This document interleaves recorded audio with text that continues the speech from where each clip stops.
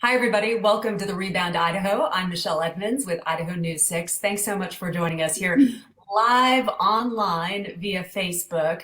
We're doing something really special with the Rebound Idaho, and I hope you've had a chance to see how Idaho News 6 is working diligently to make sure that Idaho rebounds as quickly as possible from the COVID-19 pandemic.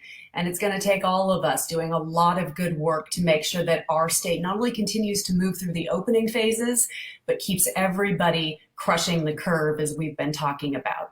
So today, it's one of my favorite people in this community who's come on the Rebound Idaho with me. Let me introduce you to Karen Belk, who is the president and CEO of the Idaho Food Bank. Karen, my friend, how are you? Oh, great. Thank you, Michelle. It's so nice to be with you today. It's good to see you. Even though we can't get together these days, it's still always good to connect with you.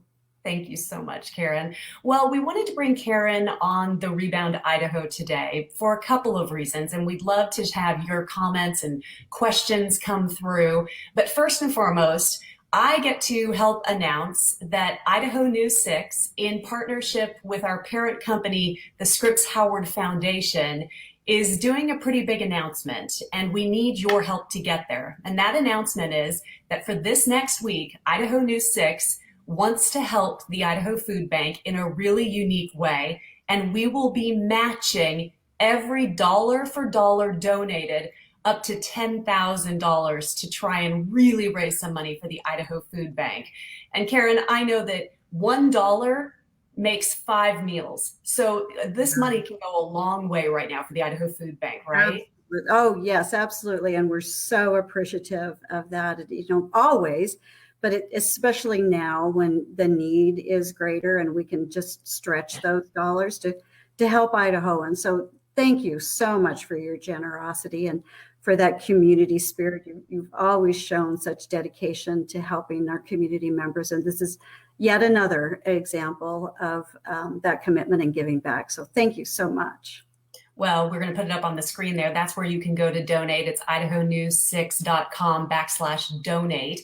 And I have to tell you, Karen, the last I checked, we were already with the numbers up over $885 as we're showing on the screen. I know, and it just launched. So I'm challenging people out there on Facebook land to jump on right now. Let's see how far we can get this, how high we can get that number just in the next few minutes while we're talking with Karen from the Idaho Food Bank. Karen, give me a picture of what hunger looks like in Idaho. Maybe do this. Give me a before pandemic look and now an after pandemic look. Wow, that's a stark contrast for sure. And sometimes I have to just pause and think, it wasn't really that long ago, but if we think back to January and February of this year, we actually had been seeing over the years since we've come out of the Great Recession and up until that period of time, a decline in the number of people in Idaho who were food insecure. And that's all great news, really what we want to see in an improving economy, to have those numbers coming down. And then suddenly all of that changed. And with the stay-at-home order and people having to leave their work, finding themselves unemployed as the unemployment numbers were rising, we just saw the increase in the number of people who were food insecure. Those are always directly related factors, and we saw that here in Idaho as well. It was rapid change, didn't hit every part of the state in the same way at the same time, but we instantly saw an increase in number of people who needed food assistance.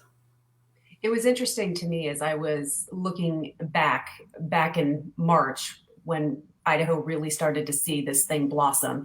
And you looked at Blaine County in particular, Karen, where the epicenter of the coronavirus pandemic was for Idaho.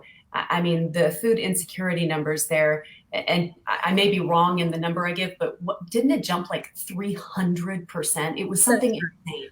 That's right. And we have a great partner there, the Hunger Coalition. And as soon as the pandemic was upon us, we reached out and had direct connection with all of our partners across the state. And we have about 250 community partners and 150 school partners. And so we set up immediate communication channels to have real-time communications with all our partners to find out what are you seeing and what do you need on at your community level. And Hunger Coalition in Blaine County, they definitely were hit the hardest in our network and immediately. So the first week it was our need is doubled. And so we doubled the amount of food that we were sending them. And then very shortly it was the need is tripled. And so they really saw it early and they had an extreme increase in that county. It's also been somewhat prolonged for them in that county. It was a hard experience for sure, but their community rallied. The support that they've had has continued to be strong, and that makes a big difference. For people, Karen, who don't understand how the Idaho Food Bank works, can you take us through kind of a generic look at what it takes to run the Idaho Food Bank? Because you're talking about these partners and, oh my goodness, having to reach out to those partners this way all of a sudden, which I can understand. But give people a background look, maybe who don't understand how important the Idaho Food Bank is to the entire state. Thank you, Michelle, for helping me step out of my lingo and kind of provide that. Here, yeah, the Idaho Food Bank is a statewide nonprofit, and we have 3 facilities: Boise, Lewiston, and Pocatello. And from those 3 facilities, we have an outreach network across the state. So as I mentioned, we have about 250 community partners, 150 school partners, and several others. And we do that then to be able to get to the community level. If we're making decisions in Boise and we don't know what the needs are in Blaine County, we're probably not going to make the right decision. So we've got to have those people on the ground that help us to identify what are your needs and how can the Idaho Food Bank provide that support. So we've got a series of programs that are in place. We have pantry partners like the Hunger Coalition in Blaine County or Salvation Army, Boise Rescue Mission. Those are familiar names to everyone that we're providing that food to so they can make it available to their local community members in need. We also have a school pantry program so that food is available through the schools. We have various children's programs that we have a backpack program that the schools are able to provide on the weekends as well. So, I mean, one of the ways I describe it is that the Idaho Food Bank, we have a statewide reach with a local touch. And it's really important for us to work with those partners so we understand those local community needs. I think a lot of people, Karen, even parents, had a much better appreciation for how the schools play a role in what kids need to eat. And I know that the Idaho Food Bank has canceled the Picnics in the Park program for this summer, but it's also being replaced with some schools stepping up in order to make sure kids are fed. How does the Idaho Food Bank play a role there? Yeah, that's a good point. And boy, really impressed with how the schools have been such an integral part of continuing the meal service to the children and to their families. And we've been working closely with the State Department of Education and also with the various school districts around the state to understand what services they are able to provide. There's no reason for us to duplicate or try to interrupt a service that's already there and is so incredibly effective. And the schools have been doing that. It's really impressive to see what they've accomplished in setting up their grab and go meal service. Many of them have been delivering to various neighborhoods, and that's really healthy, nutritious foods. So rather than duplicating that, we've been working in partnership, helping to communicate that information as we're able to through our website or other service programs. It's been vital to the communities that they've been able to continue these meal services. And I noticed you put the links directly on there, and we can go on to the Idaho Food Bank website, and you can find those links if you're looking for a place to just grab a quick lunch for your child. That's easy to find.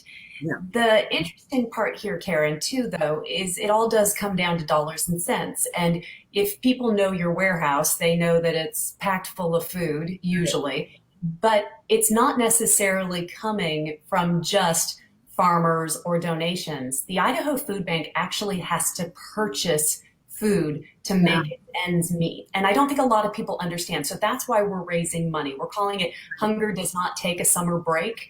And we're raising money right now. We're bringing you up on the site here once again at idahonews6.com/donate.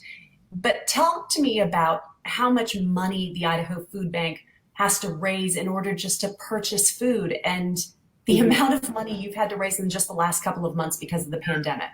And actually, Michelle, this is one of the things that has changed significantly in our operation with the pandemic. Prior to this, we really didn't have to purchase very much food because of the amazing generosity and the food that was available to us that was donated. In fact, over the course of a fiscal year, we would typically spend about $200,000 in that year on purchased food, and the rest was available through donated foods. That stopped with the pandemic just because of the interruption that happened in the food supply, not because our supporters and our donors aren't as generous as they always have been, but the food just wasn't there for it to be donated. Keep in mind, we receive food donations by the truckload. So these are large volume donations.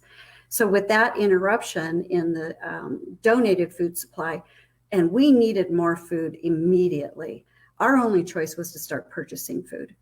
So if you look at what we're spending on food today, just since March, in the 3 months, we have already spent $900,000 to purchase food. And in That's the an fiscal year, unbelievable number. we spend $200,000. So this has been a significant increase.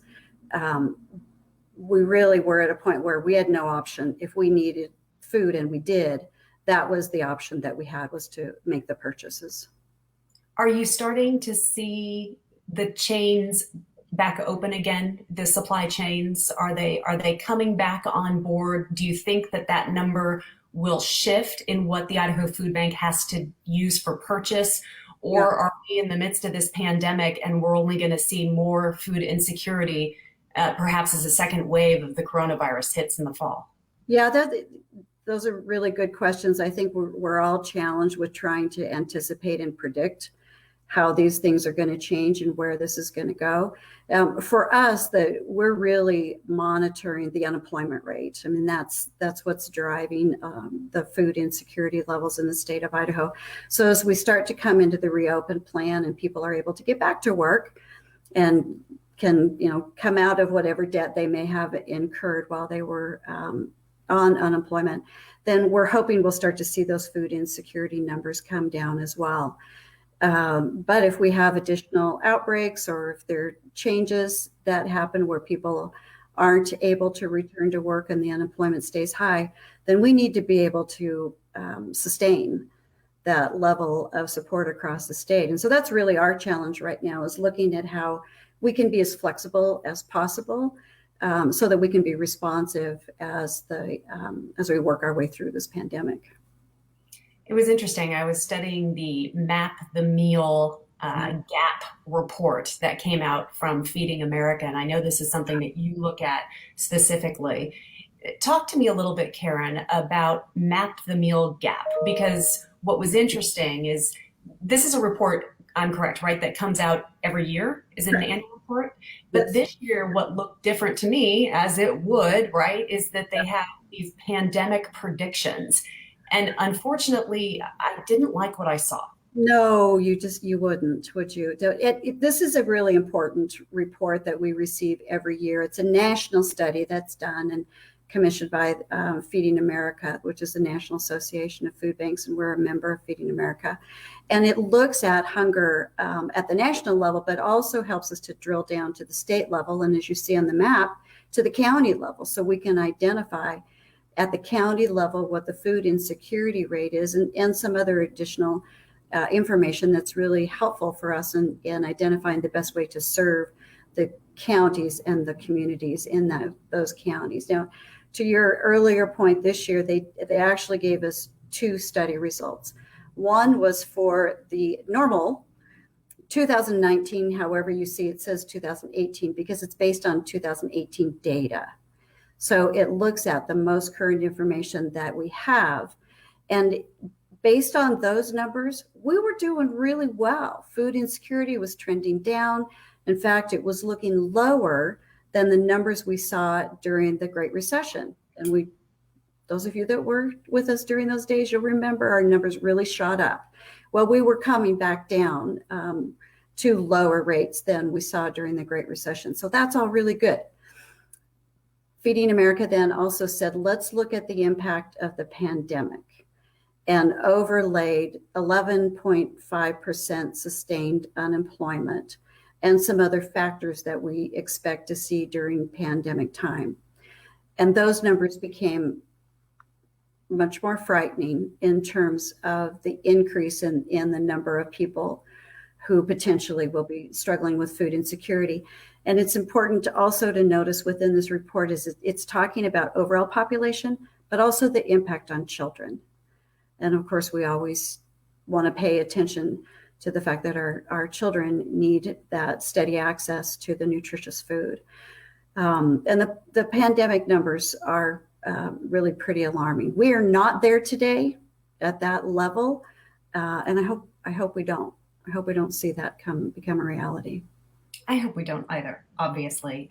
So if I had my numbers correct here, and Karen, you can tell me if I'm wrong, but it was basically showing in this report that if worse came to worse, and as you said, we hope we don't get there, but it could be that 1 in 4 Idaho children, 1 in 4, 25% of Idaho children would be food insecure. That number just rips at my heart. Yeah, it's really pretty sobering, isn't it? It's really hard to imagine. And I'm a former school teacher myself. I taught elementary school, and I remember how hard it was when you find out that there are those students and your children are struggling with food insecurity in the classroom. And so if you even visualizing a classroom and you think of the 1 in 4 students, I mean, that starts to become a picture of just the impact that this could have on so many lives. And Michelle, I think that's the other really startling part about this is so many people who have found themselves in this food insecure position just in the last couple of months, they've never been there before. This is a brand new experience for them. And that comes with a lot of stress and anxiety, which is why I think it's so important. I don't just think, I know how important it is that our communities are so supportive and generous, and why we put so much information on our website to make it easy for people to understand. There are so many resources that are available because Idahoans are committed to helping their friends and neighbors. They want to be there. So if you're struggling and you're not sure where help is, idahofoodbank.org, we've listed a number of resources, and trust me, these organizations and individuals, they want to help. That's what they really want to do.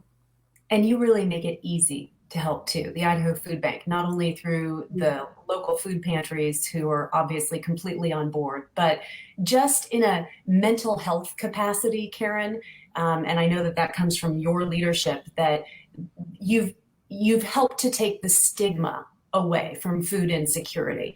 And as you said, as more and more people during this pandemic have had to deal with a situation, maybe in their own families' lives, they've never had to deal with, schools shutting down and their kids not getting food in the right way.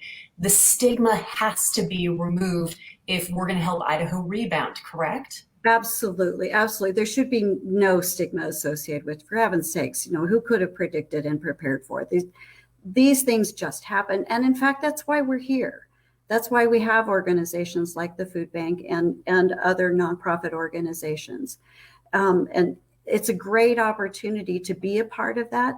And over again, we meet people who come back to volunteer, and they'll share stories of, there was a time I needed the food assistance, and now I want to give back. I want to keep this business going. That's why the Idaho Food Bank is here, to provide when people have a need. And then as they're back on their feet and they want to be a part of supporting the ongoing process, you can volunteer your time, you can volunteer your dollars, you can donate food, or volunteer your dollars, or you could donate your dollars, or donate food. And that's really the base that makes all of this possible. Without a doubt. Okay, if you're just joining us live on Facebook, I'm Michelle Edmonds with Idaho News 6, talking with Karen Belk. She's the president and CEO of the Idaho Food Bank. And hunger does not take a summer break. So for the next week, Idaho News 6 and the Scripps Howard Foundation, our parent company, are coming together, and we are desperate to raise matching your donations so we can reach at least $10,000 in the next week. And I really believe, Karen, that our community has already shown an outpouring to so many of the nonprofits in our community that need the help during this extra time. Why should people be giving to the Idaho Food Bank? How far can you stretch their dollar? Well, and thank you, first of all, to the Scripps Foundation for the commitment to providing this very generous donation and for putting out the challenge for the match. That really means a lot to have your endorsement and to have that vote of confidence. At the Idaho Food Bank, we have a very committed team. Many of us have had experiences, through our lives or with family or others that we know of being in that place of food insecurity. And we have an appreciation for how important the support is, that the help is there when you need it.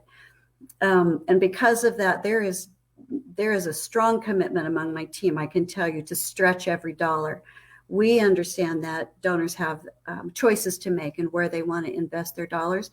And we want to give you the best return possible on the investment that you make in the Idaho Food Bank. So we're going to make sure that the resources are used to provide the food support and additional support that we can to those families, seniors, children, and individuals who are needing that hand up. Karen, how we've talked about this, you and I, many times when I've hosted Chef's Affair or when we've done other interviews about how blessed we are in Idaho, in a sense, to live in a rural community. It presents challenges, especially with, getting the trucks and the food to the places they need to go. But in terms of our farmers, right, and the literal boots on the ground of the people producing the food we eat, has that helped in this pandemic at all to be in a rural state? It really has. And I think it is that spirit of, we're going to figure this out. If there's a need, and if our neighbors are in need and our communities are struggling, we're just going to come together and figure it out, because that's just what we do in Idaho. As I mentioned earlier, we're part of the National Association of Food Banks, and that gives us an opportunity to compare with some of our counterparts in other states. And over again, we see where we're different in Idaho. And it comes from the amount of the donations that we receive through the donated food, the donated time. I mean, if we look at the amount of hours that are donated for the work that has to be done, it increases the size of my staff by 50%.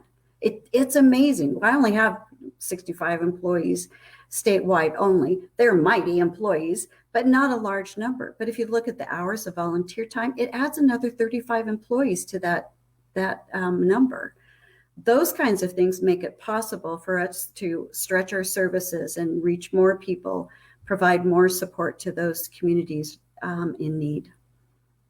As we've been doing these Rebound Idaho interviews, one of the questions I love to ask our experts is, what will it take to help Idaho rebound faster from the seat that you're in as president and CEO of the Idaho Food Bank? What is it going to take to help push our economy forward the fastest it can possibly be, even in the midst of a pandemic? Well, I think it's everything that we're already hearing from the medical experts. It's wearing of the masks and extra sanitation and using the social distancing. We implemented all of those procedures very early, and we haven't relaxed any of them. It's still a requirement in all of our facilities to wear the masks. We're still abiding by the social distancing. We've cut down the size of our volunteer groups, so we've got the distance. We have to be careful. It's too early to go back to everything is normal. We still have to be careful. And Karen, what's going to be your takeaway? Have you even had a chance to stop and breathe yet and see any kind of silver lining? Because that's the other question I love to ask is, how could this pandemic something that has hurt so many people, and you've seen it up close and personal with food insecurity being one of the number one issues we're battling. But is there a silver lining? Will the Idaho Food Bank work better, stronger, faster, harder? Or will maybe even just the resiliency of the Idaho people make our community even better after all this? Yeah, that's a really good question. And I think it's important to reflect on that, Michelle. As an organization, we did learn how quickly we could adapt, and I couldn't be more proud of the team. We had several response teams that we put into action right away, and we made changes in our business model very instantly. The ability of our food donors, who maybe they didn't have as big of a supply, but they found truckloads until we could find replacements. There was no wavering in their commitment and their dedication. We just had to look for other ways. And I think even the partnerships we have with our state departments, with the Department of Health and Welfare and Department of Education, those are stronger today than they were, because we just had to get on the phone. What do we do and how do we do this together? So the word you used is the right one, that resilience. It really was the opportunity for us to see firsthand what we're made of and what that resilience looked like. Sure, we learned where we had some weaknesses also, and this is an opportunity to address some of those things within our organization. But we're celebrating the strengths. There were many areas where people just came together and we figured it out, and we made sure those families got food. Those are things to celebrate. And you are only continuing to do that. So you're just looking at our donation page there. We've had over $100 come in just as you and I have been talking. I don't know whether that's one individual donor or many, but we would encourage people all this week to jump on and join with us as the Scripps Howard Foundation and Idaho News 6 are matching dollar for dollar up to $10,000, although it would be fun to do much more than that. Is there anything else people can be doing for you, or is the simplest thing literally just to go click and donate? Right now, that click and donate is really going to be the most beneficial, because we're needing to turn those dollars into food, and we're ready to do that. Again, thanks to everyone for all the support, continuing to work through this challenge. That one of the things that is really challenging in this is it's so hard to know what the next month is going to bring. But knowing that we have the support that we do from organizations like yours, Michelle, but also others across the state, that's really very reassuring for us. We're not in this alone. And that's what we tell the families and individuals. You're not alone. There are so many people here who want to be a part of helping you. There's a strong network of support. Thank you so much for that. Well, we are glad to be a part of it. And it's going to be fun this week, Karen, to look at those numbers grow and cheer you on from the spaces of our own homes. That's right. Thank you so much. Karen Belk, President and CEO of the Idaho Food Bank. All right, everybody, it's time to do your part. Jump on to idahonews6.com/donate and match your donation dollar for dollar.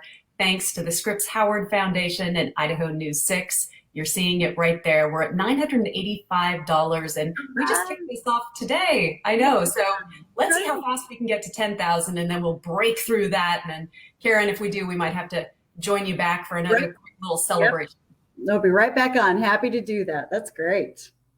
Thank you, everybody, for joining the Rebound Idaho. We'll see you again soon.